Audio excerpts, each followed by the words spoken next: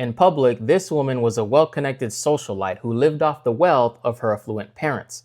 But behind closed doors, she was the devil. She treated her slaves so poorly that it made other slave owners blush.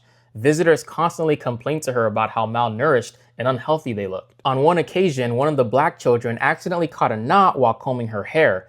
Delphine then chased her around the house with a whip, throughout the mansion and onto the roof until that little girl, who was about 12 years old, fell to her death. Delphine then hid the body in her well.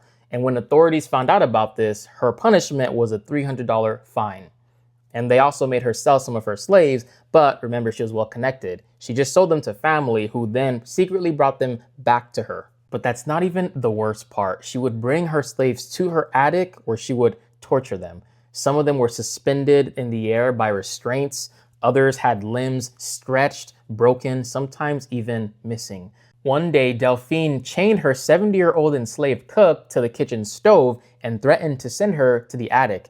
And that cook knew that whenever a black person went up there, they never came back down. She actually tried to set the kitchen on fire to end herself, but the entire mansion ended up in flames. Now, authorities were actually able to rush in and put out the fire, and the cook survived. She actually told them to go up to the attic and check for survivors, and that's when Delphine's crimes were finally revealed.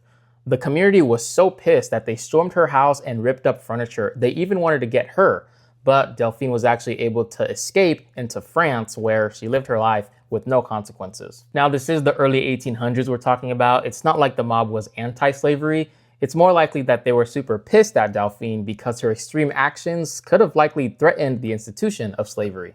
As for her surviving slaves, after given the medical treatment that they needed, they were then sold back into slavery.